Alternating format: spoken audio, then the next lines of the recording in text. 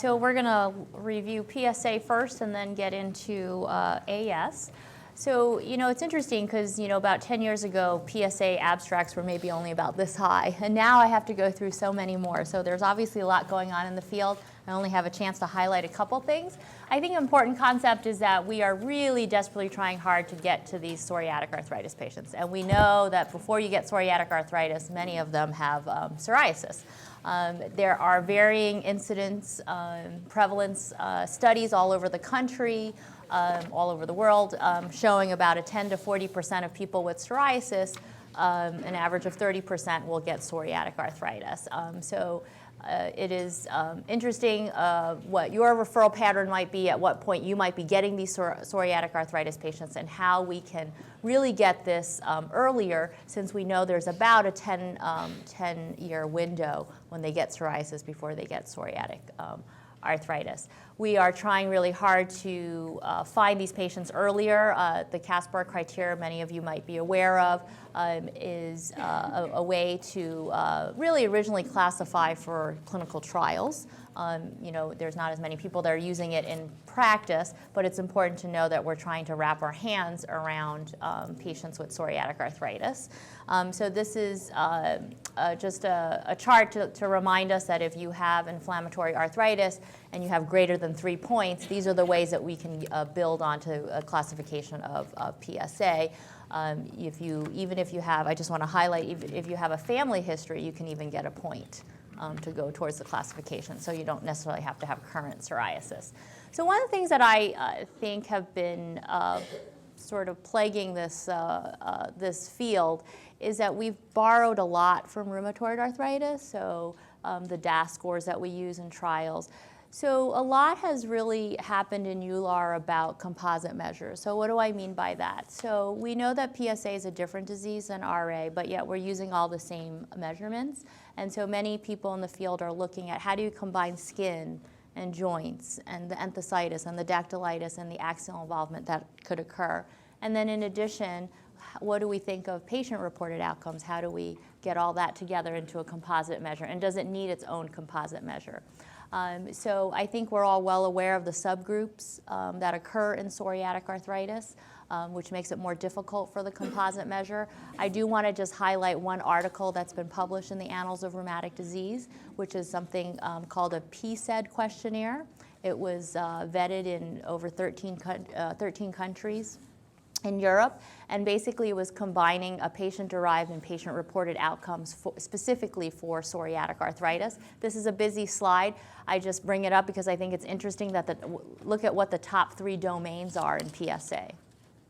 Pain, skin, and fatigue made it up as the top 3. So they weight all of these domains and they come out with an equation, and they calculated a PSED 12 and a PSED 9, which basically is a one question per domain given in a questionnaire that can calculate for psoriatic arthritis. So I just wanted to tell you some of the literature that's upcoming, looking at the traditional measures, both skin and joints. These are the composite measures that are currently existing for PSA. It's like an alphabet soup. I just bring it to your attention so that we can all be up to date by all the different composite measures that are already out and validated in small groups. So this year, well, before I get to the EULAR slides, these are the 2 abstracts that I just briefly want to go over, just to remind us that this field is trying to develop its own composite indices. So the 6 that I just mentioned earlier were compared in over 171 psoriatic arthritis patients, and believe it or not, the receiver operating curves for all 6 actually did really well. So none of them came out better than one another. So I think we're getting more in tuned about the things that we need to ask our patients. In the second abstract, they looked at a further analysis of PSA disease, and they looked at the 2 scores, the PASDAS and the CPDI, using data from Sertolizumab, Pagol for psoriatic arthritis, and they found that they both had very good responsiveness and very good discriminative ability in this particular trial. So I think these are coming down the pike. Whether or not we believe that these might help us in clinical practice will be up to you guys.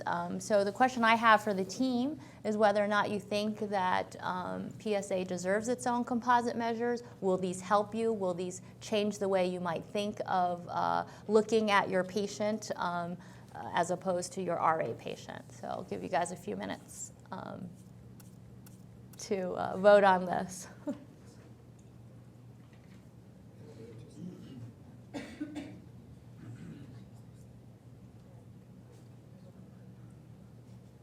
Any comments from whether you think a composite measure would really change the way that drugs might be approved or how we might treat patients, or is using the RA way good enough? I'll bite. So I actually have more psoriatic arthritis than I have rheumatoid arthritis in my practice, and that's probably because the part of the country I live in, besides long winters, it's also a large French-Canadian population. And I'm not sure I see the pressing need for these composites. I don't mean to, in my patients, there's isolated joints. There's usually not more than 3 to 5 joints or 3 to 5 tender spots on their entheseal exam. It seems like it's much quicker to kind of get to the chase rather than in rheumatoid, which is, as we know, is almost can affect almost any joint in the body. What do you think? I mean, I think the thing to point out, though, is that to evaluate the efficacy of an agent in trials, you really need to have some sort of uniform disease activity scores so that patients at different sites can be evaluated similarly. But then if it's very different, I think, in clinical practice. You know that individual, you know what they're most discomforted by, and you're really going to focus your therapy on what it is that's bothering them that day. So it's sort of whether you're treating a forest or whether you just have one tree at a time. And I think at the current time, I think that we don't really need a more complicated index for our individual patients in our practice.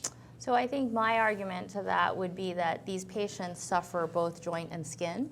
And I think sometimes we get comfortable in what we're used to asking, and sometimes we get a little more uncomfortable about dealing with skin disease, which affects them a lot because it's not part of our field, but yet it's part of our disease. So I just throw in that this is the traditional dialogue that goes into every disease, moving from clinical assessment to some type of marker assessment, whether it was the introduction of viral load to HIV treatment, I don't need that viral load, or talking about multiple biomarkers versus, you guys remember following rheumatoid based on Patients Global. Works pretty good. So more to come. Yeah. All right, so now we're going to go into treatment. So as you all know, there's been many new treatments for psoriatic arthritis. It's great for me to see. This is my area of interest. We also now are kind of going back and guessing about methotrexate. As you know, there's been a study looking that methotrexate actually didn't do in the MIPA trial as well in psoriatic arthritis. So there are limited placebo-controlled studies to look at the oral DMARDs. We all know that there are some new TNF inhibitors that you're very comfortable with in RA that recently got approval in PSA.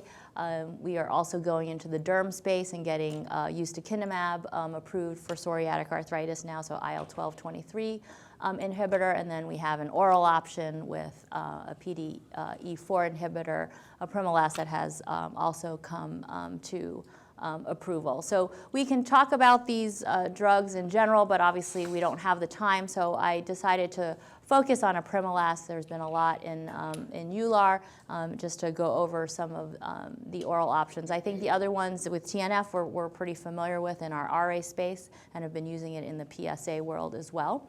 This was recently approved in March of this year. It's an oral agent. Most of the data that I'll present is from PALIS. The most common side effect is diarrhea. There's also a black box warning for an FDA warning for depression, although there wasn't really a lot of depression to talk about in the trial itself, but there is a warning to screen for depression. There's also more to come in Behçet's disease. It's been showed promise as well in abstract data for Behçet's disease. So we now have long-term data, so that's what I'm going to focus on, 52-week data looking at a combined cohort of the PALLAS 1, 2, and 3 randomized clinical trials. They're looking at placebo, apremilast at 20 BID and 30 BID. They were stratified by their DMARD use, background methotrexate or not. They looked at DOS-28 CRP as well as a modified PSARC and a EULAR response as well. So if you look at, this is regarding disease activity, and what they're telling us is that apremilast has a pretty good safety profile and that their results are sustained to 52 weeks. What I think is more interesting is this next abstract, because we have less data on that, and that's looking at enthesitis and dactylitis. So I think we're raising the bar in terms of not only are we looking at joints, but we are trying to really help our patients with all aspects of the disease. And many of you know, if you're stuck with, pretty bad enthesitis or dactylitis, it's pretty debilitating for them. Some people do inject, hopefully if it's just localized to one finger or one toe, but in reality it can affect many different areas. So this is looking at the phase 4 RCT. This is specifically looking at measures for dactylitis and enthesitis. So as you can see here in the middle bullet, here the dactylitis count of 0 occurred in 68% of people on apremilast 20 and 68% for apremilast 30 BID. So really not a big difference between 20 and 30. And the enthesitis count, a little less, is 39 and 45. So, in the TNF trials, they didn't have all these measures for dactylitis and enthesitis. For us, it doesn't mean that it doesn't work, but obviously there's not as much data as there is in some of the newer agents that are out now. So basically this abstract concluded that there was some improvement in enthesitis and more so in dactylitis in patients with active PSA. So I just wanted to see if any of these new oral agents, the efficacy, I didn't go over the slides, but as many of you know, compared to TNF, has not really been equivocal. It does look like it's a little less efficacious compared to some of our TNF agents that we are used to, although there's no head-to-head comparison, but just looking at the data moving forward. But I thought it was important to bring up some of the enthesitis and dactylitis data. So the question to the crowd is whether or not, where do some of these new treatments fit in our armamentarium, and what are some thoughts? So maybe we'll take 10 seconds to answer this question and then throw out to discussion where we think apremilast or others fit in.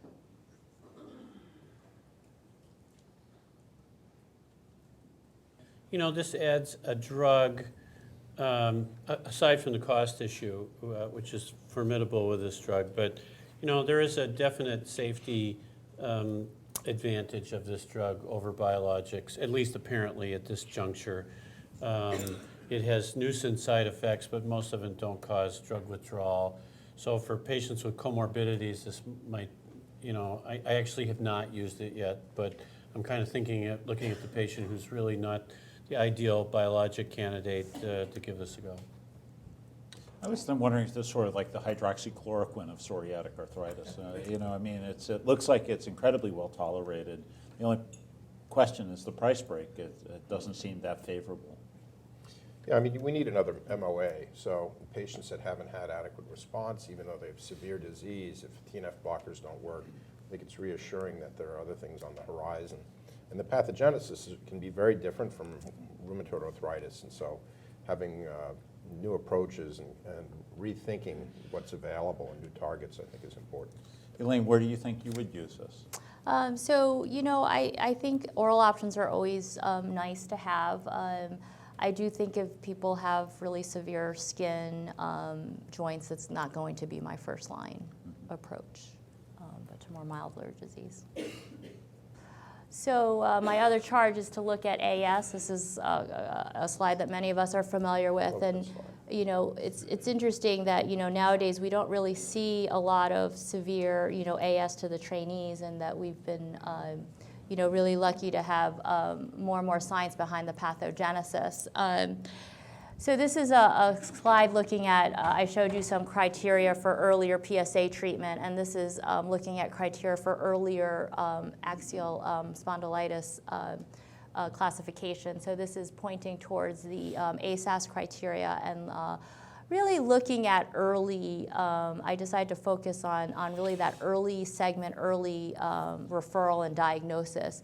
So the non-radiographic stage, meaning at what point before they get the ankylosing and more of the obvious features of ankylosing spondylitis, do we have an opportunity earlier on when they have just initial MRI changes?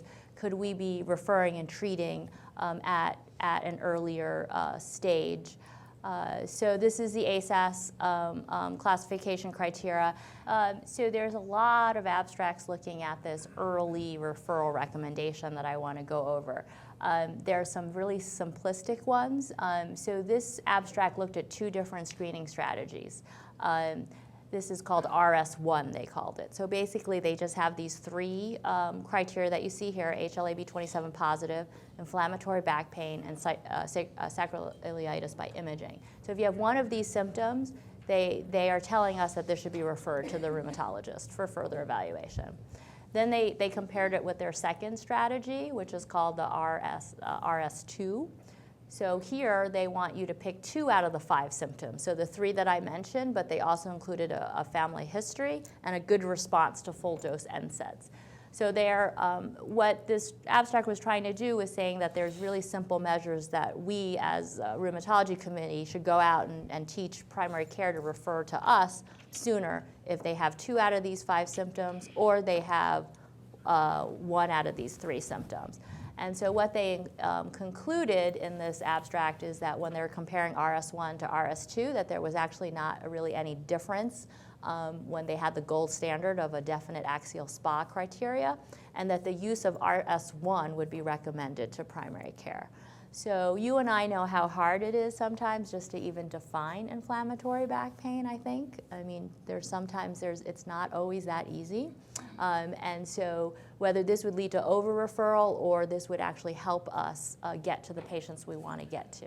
I mean, I'm concerned that, putting MRI up in the toolbox of low back pain without, a more granular educational goal of teaching people what inflammatory back pain is in a vulnerable young population could be not very cost effective. Mm-hmm. So I mean, it's a package, and as Dr. Kahn says, they're all red flags, and I mean, I think it's a step at simplifying it.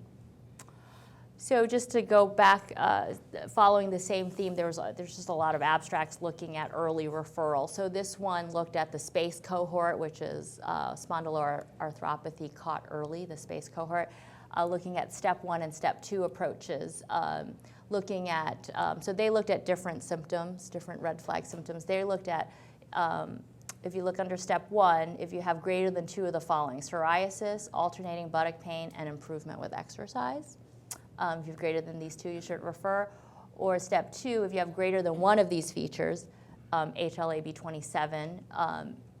So if you only have one of these 3 features and your HLA-B27 is positive, then you should refer. So they're asking them to screen for HLA-B27 before referring to rheumatology.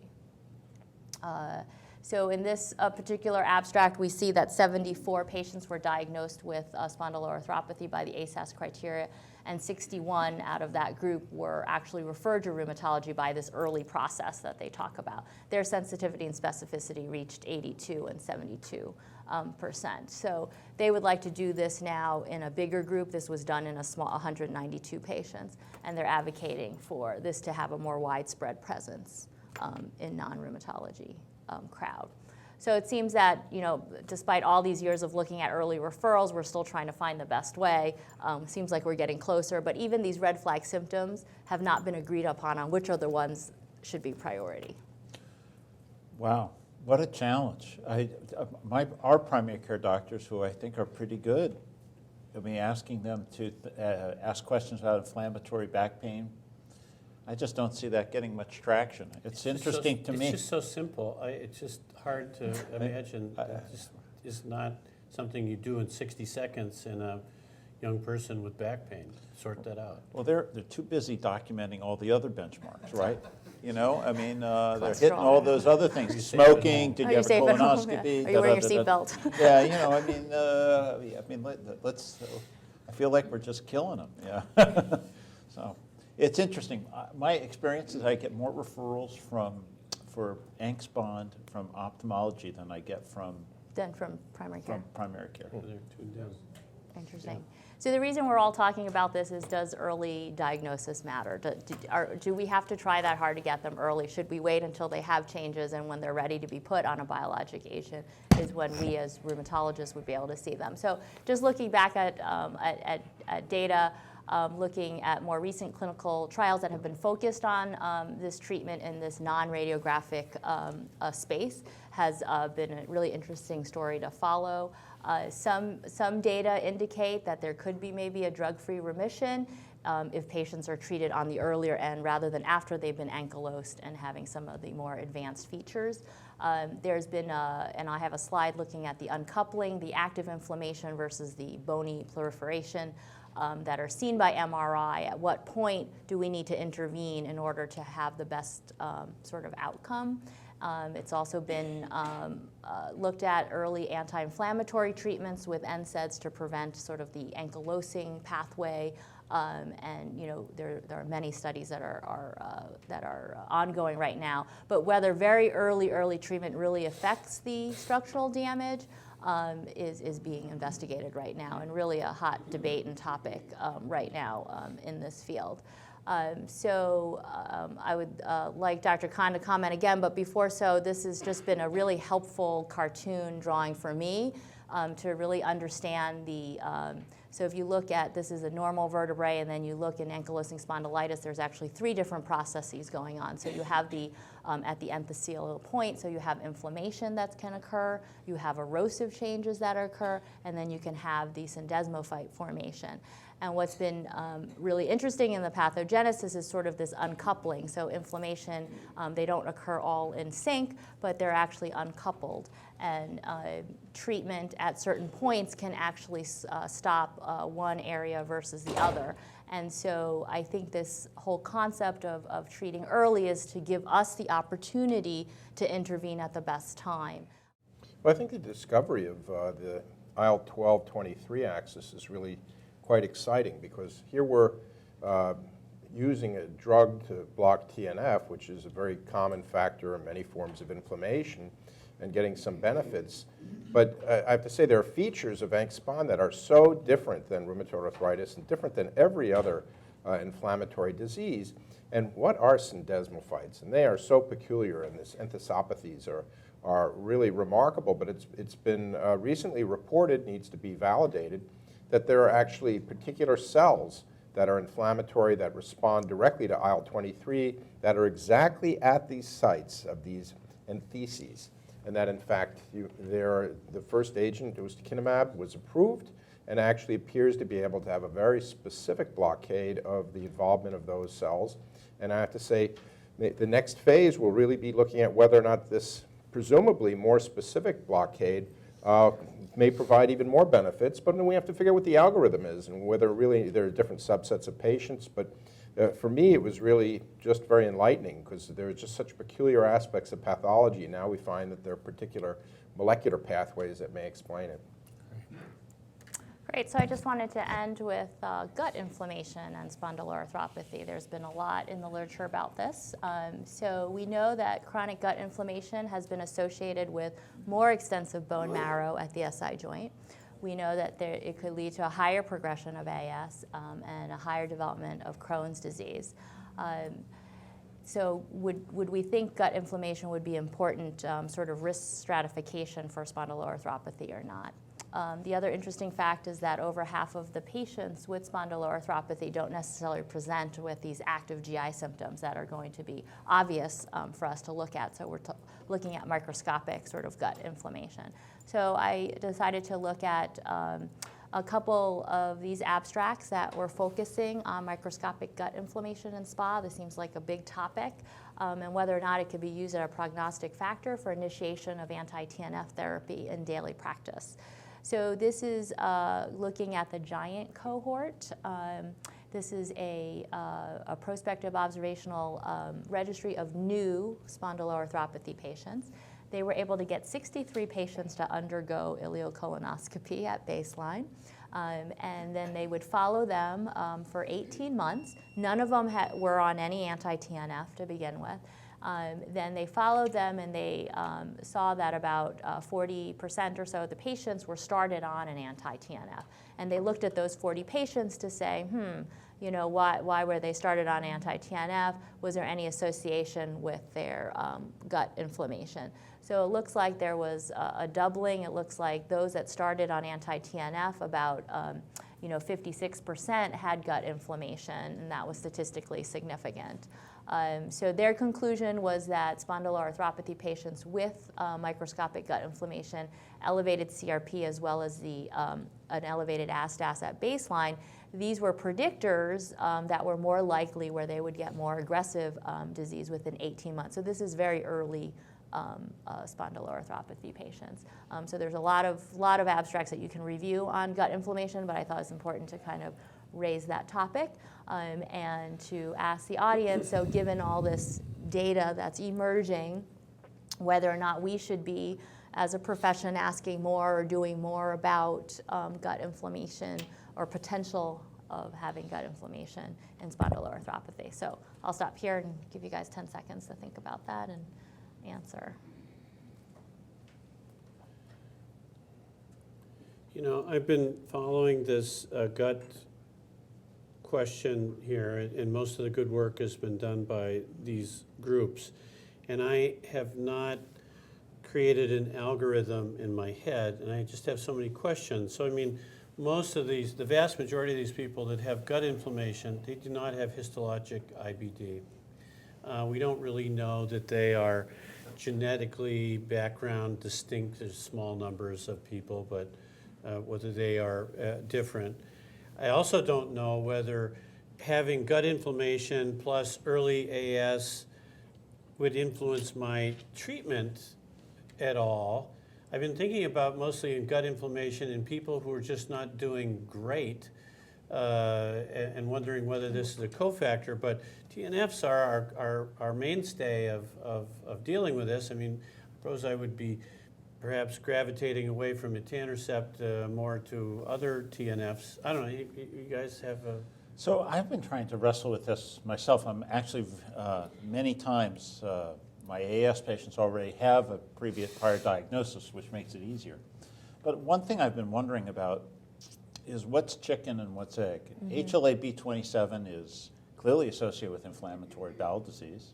It's clearly associated with ankylosing spondylitis even more powerfully. Is this just a disease that's got sort of a field, is this a genetic risk factor that's got sort of a field effect in different organs, but one organ is dominant? Or alternatively, is it like smoking and preclinical rheumatoid arthritis, where before you ever you become ACPA positive, rheumatoid factor positive, before you ever develop any inflammation in your joints? So it's associated with pathology in the lung, but the lung is clinically silent. So I'm not sure, is the gut really causal or a downstream effect? You know, the rat, true and unrelated. Rats given HLA-B27 genes, and this is the primary function is thought to be for antigen presentation, but you introduce that into a rat, and they get nail changes, skin changes, and they get bowel inflammation. And so that actually has been compelling that these things may all be connected. What's on the horizon are studies of the human microbiome, which is basically the collection and communities of bacteria that live in your gut, and whether or not certain balances are pro-inflammatory and others may be beneficial. There are a number of papers in other diseases which people take active culture yogurt. And so Lactobacillus acidophilus can be good for you. All right, so we're going to have a brief presentation. We're going to just chat a little bit about some recent developments in lupus and talk about gout. So lupus pathogenesis, which I think is a very interesting approach clinically to better understand what are the major drivers. I'm going to talk about a recent presentation on a trial called the BOLD trial. And I have to say half of what goes into designing a successful trial is a really cool name. So we're going to revisit an old agent, think about what may be available sometime in the future in new agents. And then we're going to just review what's available now for gout. So the BOLD study is actually a multi-center trial that comes to us out of Oklahoma, led by Joan Merrill. And basically, as we know, lupus is a very complicated set of diseases, I would say. It's not, and it may be more of a syndrome than a disease. There are at least 30 different genetic variants and intervals that have been associated with lupus. And one could argue that perhaps different patients have very different problems that need different therapies. But alternatively, you could say perhaps actually patients come to see us and we treat them, and maybe we actually obscure what may be major pathways. So maybe we're a little confused about what's driving the disease. So this study had a very interesting design. 41 patients were prospectively evaluated. They were actually taken off of their drugs, their background agents that were a range of immunosuppressives. They gave them a burst of corticosteroids and a taper, and they really looked for flares. And when they looked at flares, they tried to see really what was driving the disease. And so this is a very controversial study, but they really wanted to see if there were common pathways that could only be identified once you got rid of these obfuscating background agents. And what they looked at a number of candidate pathways that have been implicated recently, and what is it that's really driving lupus pathogenesis. And they had some reassuring findings where they found that, in fact, more patients actually had emergence of very strong transcript signals for the involvement of type 1 interferons. As we know, this is a pathway most often thought of being related to fighting viral infections, and it relates to a number of different cells that interact with each other, including plasmacytoid dendritic cells. And these cytokines within the type 1 interferon set can be very activating, can drive B cells to become plasma cells, make more autoantibodies. And they found that, in fact, withdrawing steroids, withdrawing therapy of other types, this pattern, which was really present in treated patients in less than 40% of patients, became very, very prevalent. And they found a concurrent increase in levels of this B cell survival factor called either B lymphocyte stimulator or BAFF, B cell activating factor. And of course, this is what's targeted by Benlysta. So again, we're seeing that these pathways are more and more important, and that they're actually connected also to higher levels, raises in anti-DNA levels, anti-SSA, RNP, and so autoantibody levels were going up. What is the true essence of the disease? And they found, lastly, that this group that had higher interferon levels actually had indications that IL-17, a different cytokine that we're learning about, something related to interferon gamma, but seemingly more pro-inflammatory, may be very important in lupus. And all this speaks to how we can figure out better biomarkers to subset patients and what really is driving the disease. So this may provide opportunities in the future. It's a little speculative. I actually think there are questions as to how often these kind of studies can be done in the future, but they do illuminate central factors in pathogenesis. So I'm just going to shift to looking at a off-label use of rituximab. We all recall that the randomized clinical trials for rituximab failed. And that was both for renal disease as well as non-renal disease. Question is always whether or not they had the right endpoints, the right disease measurements, or whether the study was designed correctly. In fact, they had a 15% difference in the control group versus the rituximab-treated group. And at least for lupus nephritis, most of the improvement was a partial improvement. Now, it's in very small print at the bottom. We're looking at 145 patients in Italian center. And the question is using a standard regimen of rituximab infusions, a gram twice, and using different measures of disease activity in renal disease. What they actually found was rather reassuring. With using these very different measures of disease activity, they found that over 88% of their patients had a general overall improvement that included both complete responders and partial responders. When they broke it down to different organ system involvement, they actually had very similar results as the LUNAR study in that there was more partial responders with regard to kidney disease than complete responders. Again, that may be influenced by a number of different factors, including the duration of the disease. but they had very remarkable responses that they call complete responses for cutaneous disease, for neurologic disease, for serositis, and visceral vasculitis. So this suggests that in the real world, using this agent may provide some benefits, and maybe it was a little hasty. And perhaps those trials led us to throw out the baby with the bathwater. Now, what's on the horizon for treatment of lupus? From my perspective, what we really need is something that will be helpful in very severe, life-threatening, organ-threatening flares. And a very bold approach has been suggested with the use of a newly introduced type of agent called a proteasome inhibitor.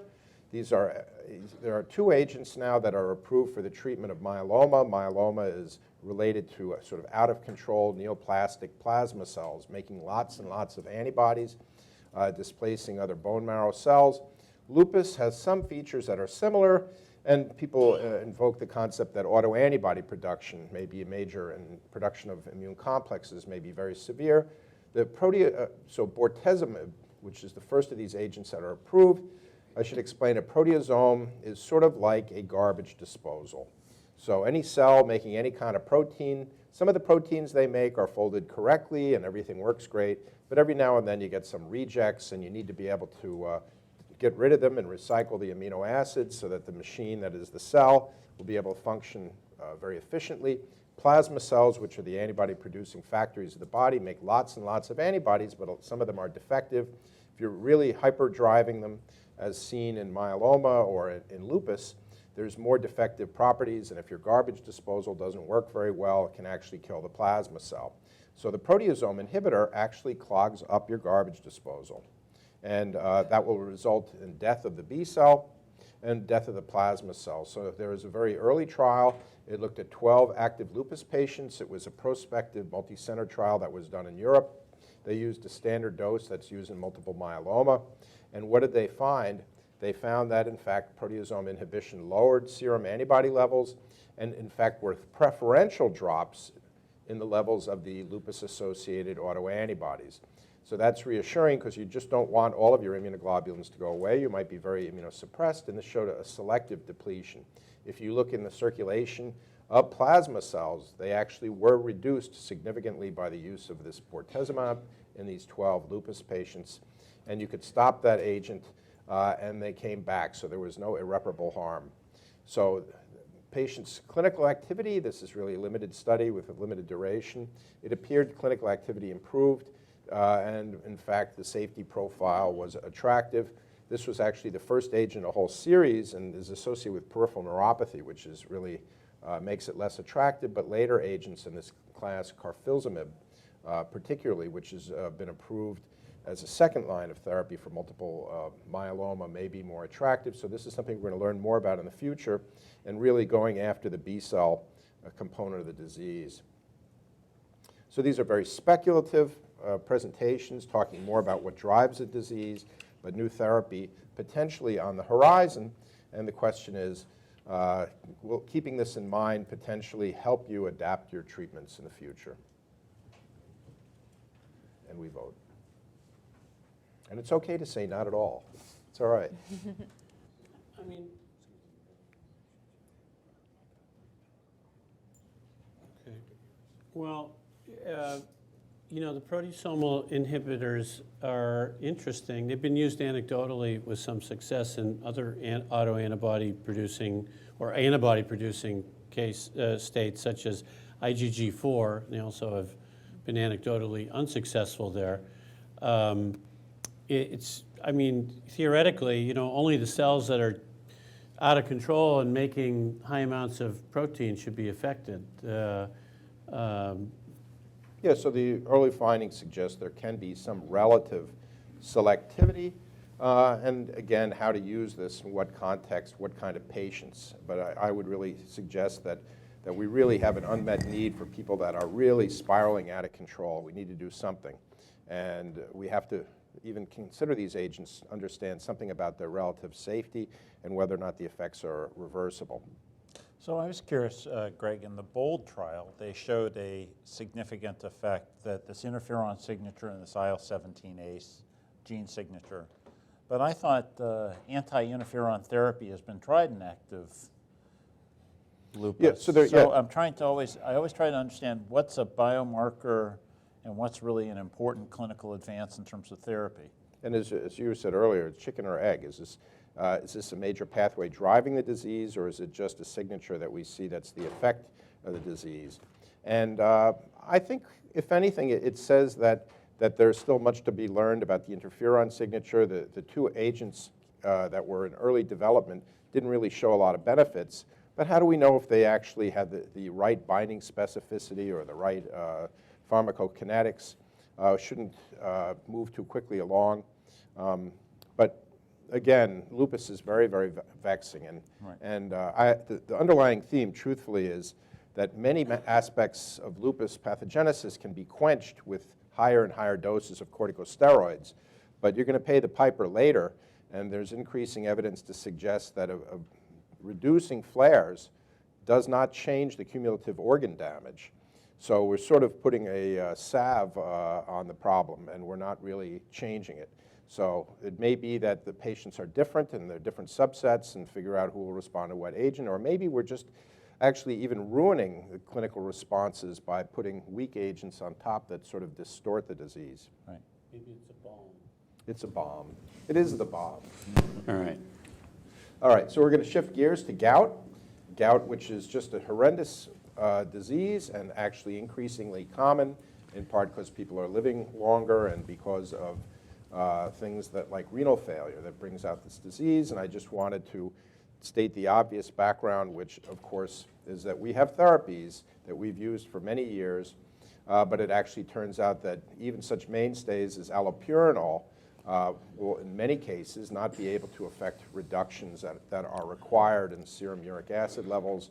About a third of patients that will be inadequate. Remembering what we all learned in residency, we should be using in those patients particularly uricosuric agents, and from probenecid to now there is the pyridosulfazone, which in addition we can actually use in our patients. On top of that, there is now a new xanthine oxidase inhibitor for patients that develop an allergic reaction to allopurinol. We can use febuxostat, and so there are other alternatives. And in addition, there's a whole nother class which has been recently approved, which are uricases. So patients that have a remarkable burden of actual tophi, these agents can be remarkably effective to even dissolve them and averting future flares in the future. The problem with this, I have to say, is that there are some foreign bits of protein that actually lend to immunogenicity. So in many cases, patients can only have a limited exposure. So we're going to see how that impacts the disease in the long term. But on the horizon, there are very different and potentially even more effective approaches for treating the entire inflammatory state. And so I just want to point out this pathogenesis slide that really speaks to the idea that at the root of the matter, so to speak, are phagocytes and macrophages and neutrophils, where in fact the ingestion of the crystals themselves causes an activation and further inflammation. And involved in this activation process is what's called the inflammasome, and that actually has to do with activating and releasing forms of IL-1, and IL-1 then has its specific receptor on other cell surfaces, and in fact that provides new opportunities for the treatment of very severe gouty attacks. So anakinra is an agent that was approved, as we know, for the treatment of rheumatoid arthritis. It's a recombinant IL-1 receptor antagonist, but now it's been approved, now it's in open trials in gout, but it's at a very early stage.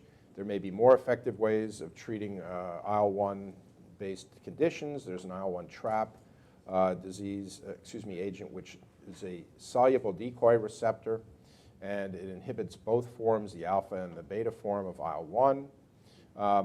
And it is controversial whether or not this will be effective. But on the horizon is canakinumab, a fully human anti-IL-1 beta. It may be more potent than earlier agents, and it has been approved in Europe for the treatment of gouty attacks, still under consideration by the FDA.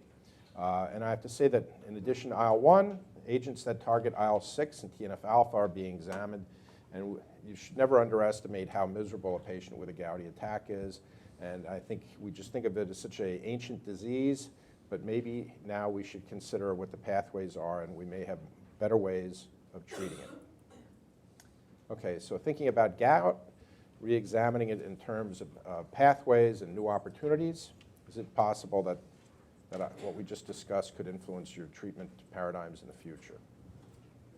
You know, I think that there are things here for people on that spectrum that, you know, have refractory disease or complex disease.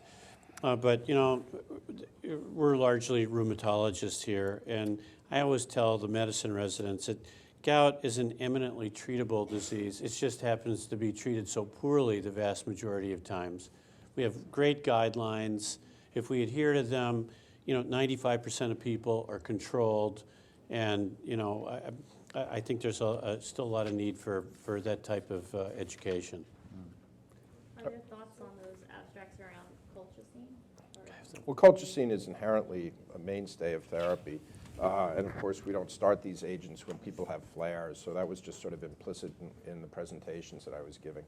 It's a great drug when used appropriately. Okay, I am going to switch gears, and I'm going to close with some interesting abstracts and papers on vasculitis. Obviously, this is, we're here at the Cleveland Clinic. This is what we do for a living, and we're always interested in this area, and I tread into these areas that I don't do full time. We have so many people in our vasculitis center that, you know, we specialize. I wish Dr. Hoffman or Dr. Langford was here for this part, but giant cell. And what I'm showing down here is an aneurysm, and you know that 25% of patients with documented giant cell arteritis can have large vessel involvement. It's been demonstrated time and time again. Yet, you know, just a few weeks ago, there was a very nice kind of state-of-the-art in the New England Journal by Connie Wayand and Jorg Garanzi. And I read it especially for this, and they're not clear on best practices in this area. And so this is an interesting abstract from the Mayo Clinic where they looked at a retrospective study of 195 patients with giant cell who had documented aortic aneurysms. So this is a huge cohort.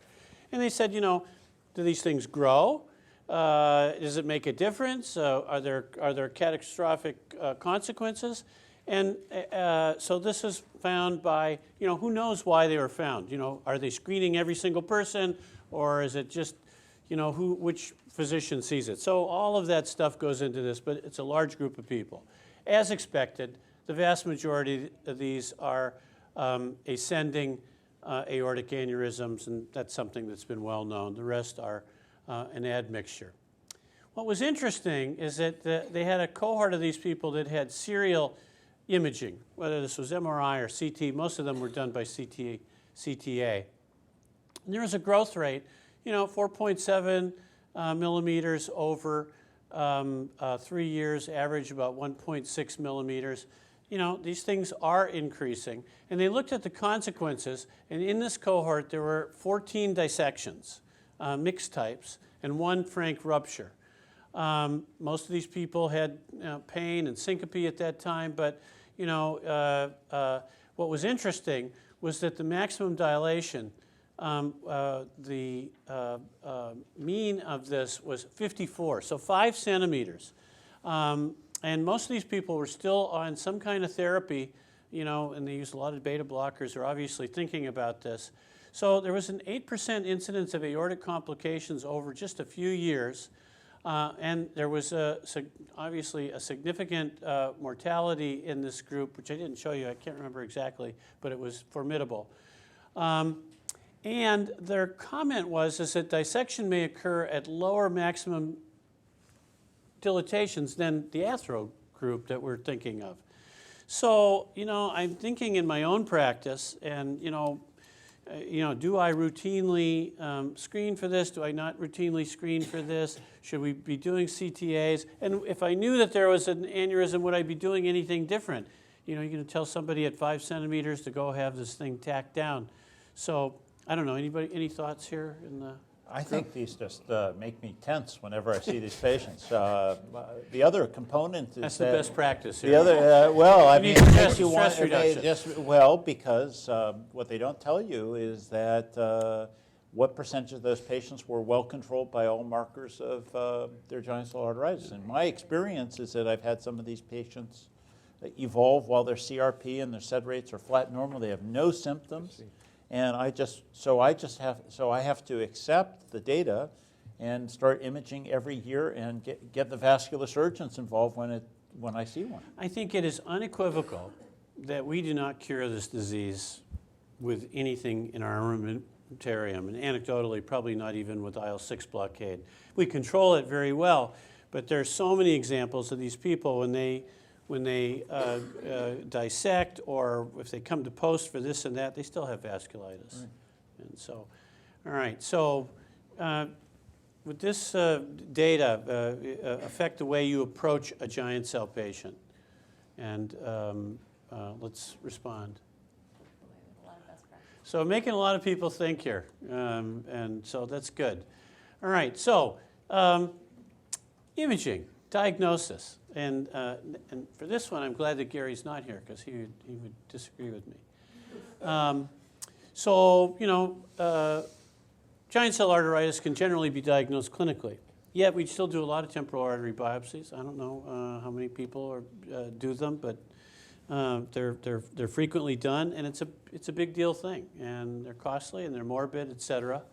And the question of ultrasound has been out there for a number of years, and there's still, you know, there have been, you know, meta-analysis of all these ultrasound studies done, and this was a pretty neat one. So everybody knows you can ultrasound a temporal artery, and you see this widening, and you get this halo around the blood flow, and this has been shown to have a pretty high specificity, but ... So they looked at this is from. This was from Birmingham, and they had 87 patients with suspected giant cell. All of them underwent ultrasound. And what they used was that at 3 months, they used a clinical gold standard. Do you have giant cell or don't you have giant cell? How you've responded, how you did all this stuff. And then they looked at the test operating characteristics of ultrasound versus temporal artery biopsies. So actually, if I look first at the sensitivity and specificity, here's ultrasound, 81 and 97. And it did not require a halo sign. They said it didn't unequivocally. So this was their ultrasonographer saying this is consistent with it. So like a temporal artery biopsy, very, very specific. Compared to TA biopsy, 50% sensitive, and that's not actually surprising to me. And so if you look at now at the Bayesian aspects and looking at the predictive value, obviously ultrasound has a much higher positive and negative predictive value than temporal artery biopsy. And so now I asked Gary about this, and he said, you know, his bias is that it's based so much on the operator. You know, is there somebody there that's really interested in this, like at Birmingham, or is there not? And he says most of the time, he goes, I don't do temporal artery biopsies anyway. And my point was that, you know, I said, that's not very helpful because you're the expert and your pretest probability is better than my pretest probability, so you don't need it. So for us Joe Schmoes who are down more in the middle, anyway, so ultrasound, before I ask everybody weigh on this, would this influence your current practice? So, okay, so who here has access or has done temporal artery ultrasounds? Okay, guys. Ordered them. I've ordered them. Did you actually ever get a result? So what did you do at your place? I ordered it. I've seen ones that have been negative in patients who I felt unequivocally had the disease. And I've seen ones that have been positive, and I've biopsied at the site of positivity, and it was negative by histology. So, but did you treat them? I treated them. The second patient I treated briefly and then stopped because I didn't really believe he responded. Do you have a designated or interested ultrasonographer, or you just use the best guy? I you had use there? well, they all claim they're the best. So. Yeah, right. Okay, so moving along. This is cool stuff, I think. Ankylosing pathogenesis, everybody knows you have necrotizing crescentic glomerulonephritis. You don't see much in the way of immunoreactants in this. And it's raised the issue has been raised, what is the role of complement in this? You know, if there's not a whole lot of immunoglobulin, certainly not immune complexes, what can we say? Well, there's a lot going on in this area. First of all, the preclinical models of ANCA-associated vasculitis, which are largely MPO, whether you develop this in genetically susceptible mice by transferring anti-MPO or splenocytes that make anti-MPO, you get necrotizing crescentic glomerulonephritis, you get pulmonary hemorrhage. You can block this if they have no complement. All right, so animals that are decomplemented do not get vasculitis. Furthermore, we know it's alternate pathway. So you can take out C4 and they still get the vasculitis, but if you take out alternate pathway, it is blocked. And furthermore, Charles Jeanette and several other groups show that if you really look very carefully at these kidney biopsies by immunohistochemistry, there's very frequently complement breakdown products, and particularly things like C3D. And that correlates, when they are present, with worse renal outcomes and more severity. So there's a lot of smoke there. So there's a drug coming along the way called CCX168. And this is working its way through an orphan drug approval process for ANCA-associated vasculitis, small molecule, and it blocks the C5a receptor. So this is, you know, the final common pathway. And they did a study, and because of time, I don't want to belabor it, but 2 steps. First, they did a trial of this, just adding it on to conventional Cytoxan prednisone therapy in 12 people, just to look at its safety and pharmacokinetics and bioactivity.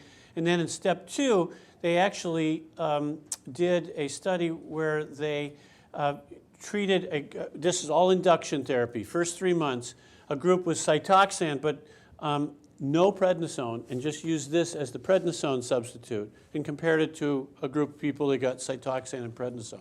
And these are the data. First of all, there were no major adverse events. And in this column here are the number of steroid rescues that were required. This was for flare. So this is the standard of care over here. This is the traditional Cytoxan and prednisone. 1 patient flared. Here is the group that got no steroids plus CCX168. And if you look over here and looking at the mean change in improvement in renal function, changes in urinary creatinine, and BVAS change, numerically, things are looking pretty good for this molecule as a steroid-sparing kind of thing. Now, orphan drug approval requires 3 steps, and they are now have designed a pivotal stage 3 trial to look at this.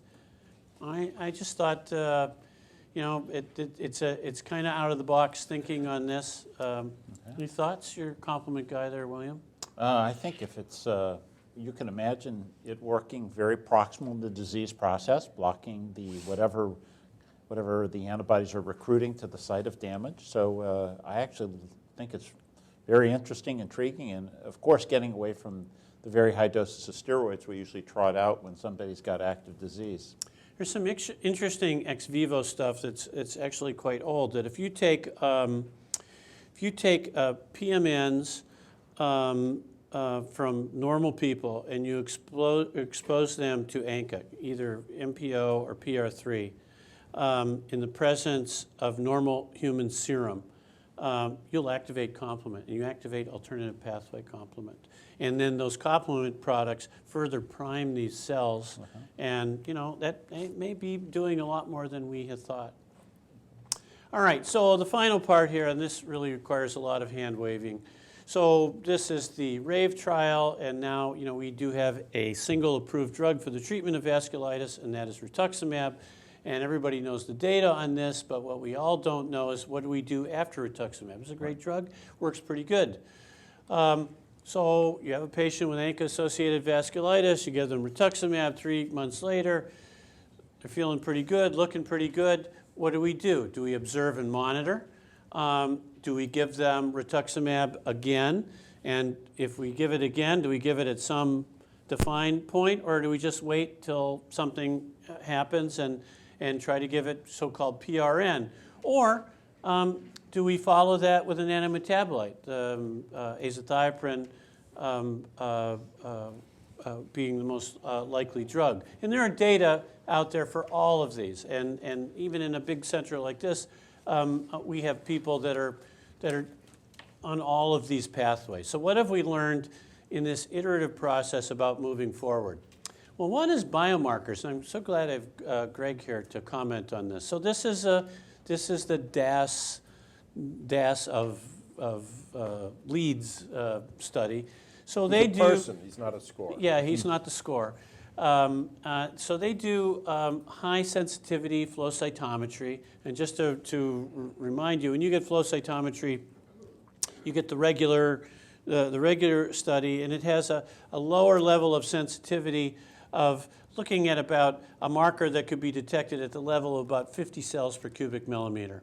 So if you're wiping out cells and you still have 43 B cells, the regular flow tells you have 0 B cells. But they have a technique where they measure many more events, and they can go 2 log phases more sensitively. So when they say there's no B cells, there can be a lot less than what we say. So using this, they followed varying B cell populations and looked at them as a predictor of flare. So a lot of people have said, follow the B cells, you can predict flare, And in our hands, it hasn't been very useful using clinical flow. But in here, they found that if you were wiped out of naive B cells, and as opposed to having detectable naive B cells. So the absence of naive B cells is a marker of disease activity. And these people had much lower, shorter disease-free survival. So I went back to the DAS, so the abstract didn't tell us this, but I went back to the DAS paper. And so they used as their marker for naive B cells, they use CD27 negative, CD38 low plus minus, and that was their marker. Now, further work has been done in this area, and I throw this out, and this has actually been very recently published in the past couple of months. Whether it's naive cells or not, it's people looking at other B cell populations, such as pro-inflammatory B cells, those that can make IL-6 and TNF, versus IL-10 or B regulatory cells. And that may be the linchpin of, if you have more regulatory B cells, you're less likely to flare. More inflammatory B cells, you're more likely to flare. Can you make anything out of this naive B cell openia stuff? Well, in explanation, naive B cells, in that you have a wave of repopulation at some point when the level of the anti-CD20 antibody goes away. And the question is, does it repopulate with pristine, new, have no idea of the original sin kind of B cells coming out of stem cells in the bone marrow, or do you have memory B cells that may be involved in the pathogenesis, they may be evil, and they were hiding somewhere in the periphery, and they're the ones that actually proliferated. The bad guys, are they going to fill up the empty compartment, or the young good guys? And the newly generated cells are connected to transitional B cells. Those are actually the first wave that goes in the bloodstream, and those have been connected with IL-10 production and B regs, regulatory B regs. So there have been a number of diseases that have been looked at with rituximab. Repopulation with naive B cells is a harbinger that that the clinical benefits may be more prolonged. Again, as you point out, not everybody can do these studies. They're hard to standardize. And the question is whether or not these measures can really be used to individualize therapy and retreatment. But I have to say that in the end, we have such extensive experience on fixed retreatment in rheumatoid arthritis, and it doesn't really look like you have a cumulative impact on your bone marrow that's really a burden. So you could really argue that fixed retreatment may just be efficient, less costly, and provide benefits for a patient. It doesn't put them at risk of having a flare and going back to square one. Okay, hold that thought, because I want to go, what about lower doses and fixed doses? So this is interesting. So this is a very small study done with lower amounts of rituximab. I mean, you know, we use rituximab based upon lymphoma data and, you know, changed around. So this looked at induction remission and B-cell repopulation. And instead of using full-dose rituximab, they really used a quarter of a dose of rituximab. So 375 milligram per meter square. The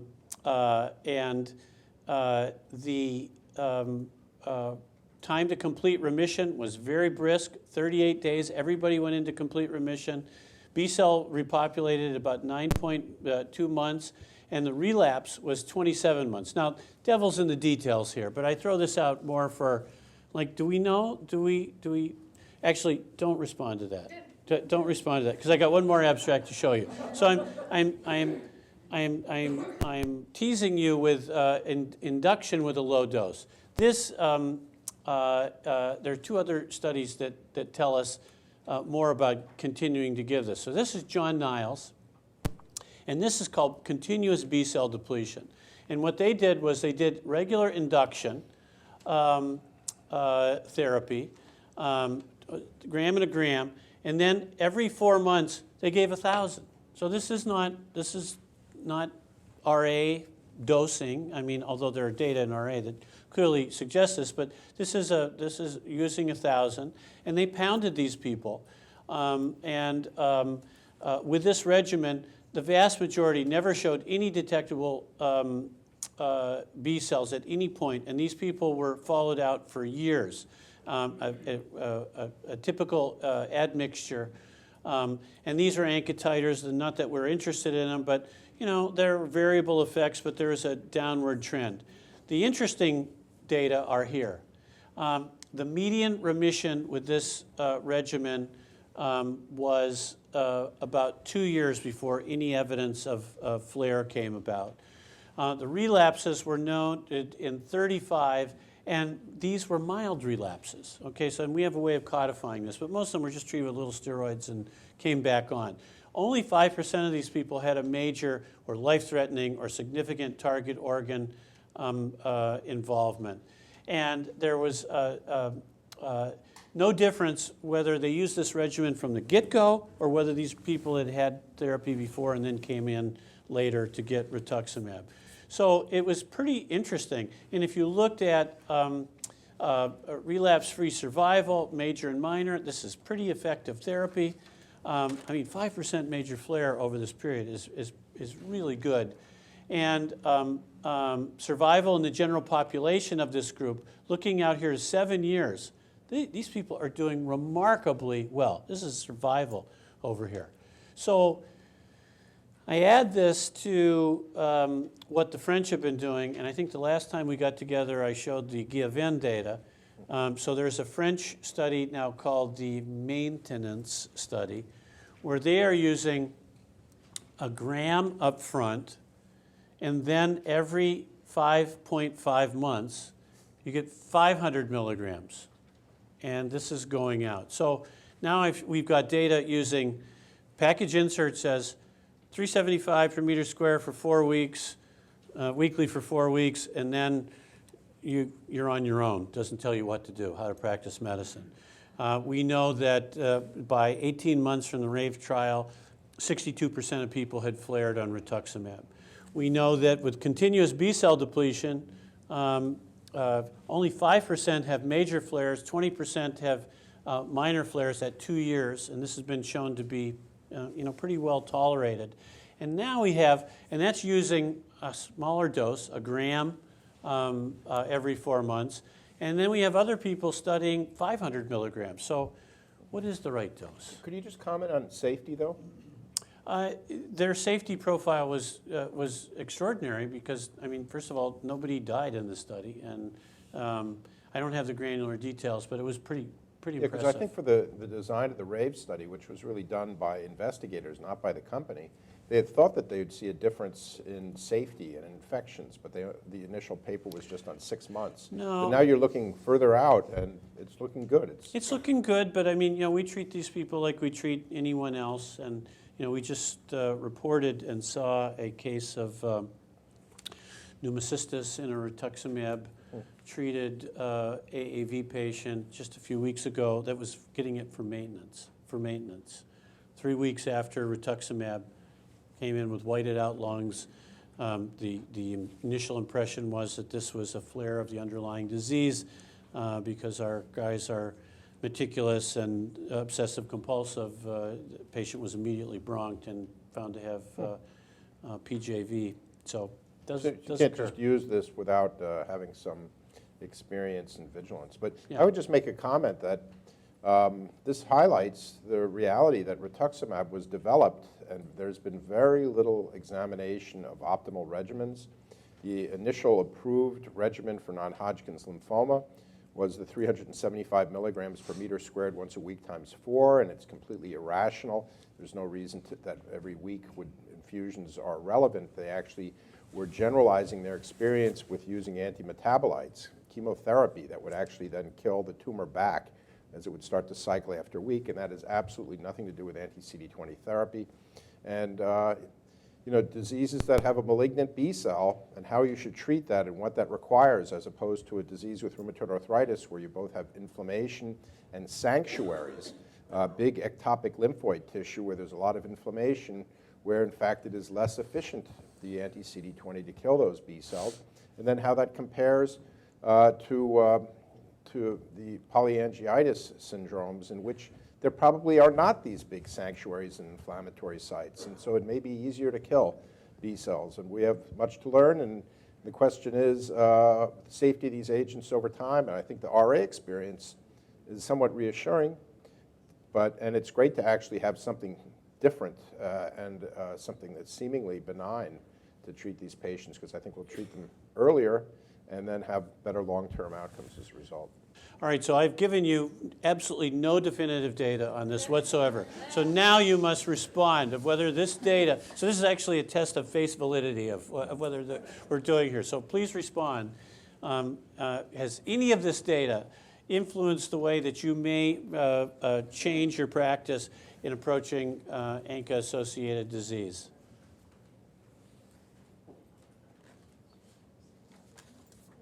All right, very good, very. Wow. All right, so listen, we're just about a few minutes over. This has been so much fun. I really appreciate everybody coming. I want to thank all the faculty here for just picking out some really great stuff for discussion. And please come back, fill out your evaluations. You can get your certificates online. And we're going to be doing this again.